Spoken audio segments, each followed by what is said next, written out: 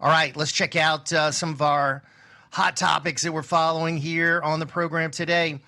So it's been a crazy week as far as MAGA world and President Trump going back and forth with Marjorie Taylor Greene, attacking her. She's attacked him. He attacked Thomas Massie and made fun of his or raised questions about his recent marriage, sort of really personal. You can tell the president is upset with those two and others that are demanding the release of the Epstein files. And my view about the Epstein files is the more that's released on that, the more it makes the Democrats look terrible. I mean, the more it exonerates President Trump and makes the Democrats look horrible. And they have many more connections to Jeffrey Epstein. They're the ones who are working with Jeffrey Epstein. Jeffrey Epstein was a far left guy. So I would say this, release everything, get it all out in the open. And the more we do, the more the Democrats will look bad, in my view. And we'll see what revelations are coming. But the President Trump also calling for the DOJ to look into what some of these Democrats did in their relationship with Jeffrey Epstein. People like Larry Summers, former Treasury Secretary under Bill Clinton. And, of course, Bill Clinton himself, Slick Willie.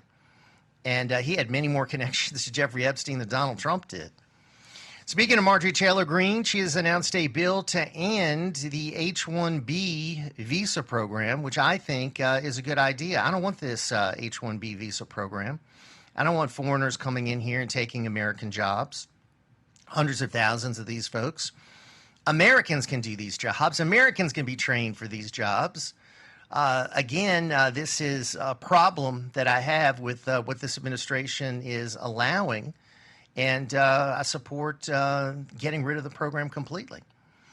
Now, the president also in a recent interview talked about his support for Chinese students coming here, which I think are basically spies.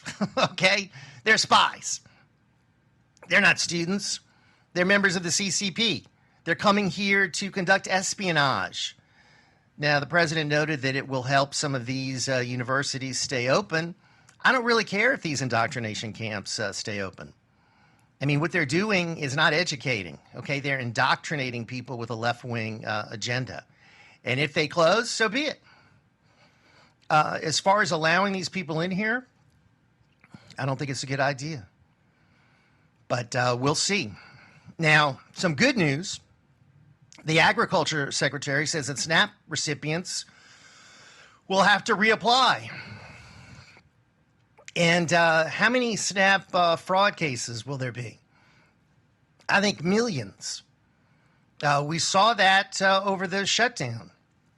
So many of these recipients are people that have fancy cars, people that have all kinds of different streams of income, or people that are not hungry. We saw a video of people that were obese, saying that they were hungry and needed SNAP benefits. No, I think the whole program needs to be looked at, and kudos to the Agriculture Secretary for saying that every recipient will have to reapply. All right, a big video released yesterday was Tucker Carlson, and kudos to him. He's done a real deep dive into this first assassination attempt against President Trump. And he has really dissected who Thomas Crooks was. And he raises questions throughout the video. Why aren't we getting this information from the FBI? Why isn't the FBI telling us about Thomas Crooks, about all his mysterious postings, about, people that were encouraging him online? He went from a strong Trump supporter to a viciously anti-Trump hater. Were there people that he was working with? Were there people that he was training with?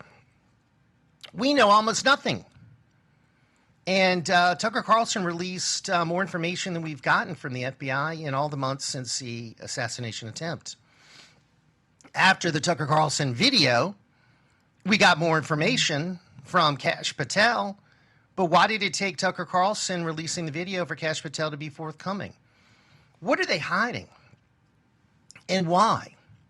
And I'll also say that about the Ryan Ruth case. And I'll also say that about the Charlie Kirk case. And I'll also say that about the January 6th pipe bomber. Now, the Blaze did an investigation. Maybe it came off too soon without verification.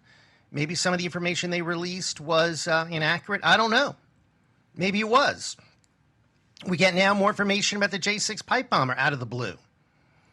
So all this should have been done a long time ago. We need disclosure. We need transparency. We need truth. And we're not getting it. President Trump, speaking of truth, did not get truth from the BBC. They lied about his J6 speech. They spliced together this speech. He is now saying that, yes, he will sue them. And an Australian TV network did this as well. And there's been so many lies about J6 from the very beginning. The whole thing was a lie. The media has portrayed it as a total lie. And President Trump has every right to sue them. And he's talking about suing him for up to $5 billion. And I hope he does it. And finally, Wall Street Journal reports that job prospects for young people are not good, and that the hiring is going to be very low in this upcoming year. And the problem is, I see it, AI. AI is taking a lot of jobs away from new entrants into the job market.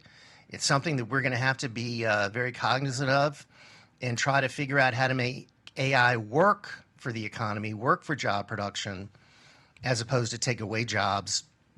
That is a challenge that is still out there that needs to be met.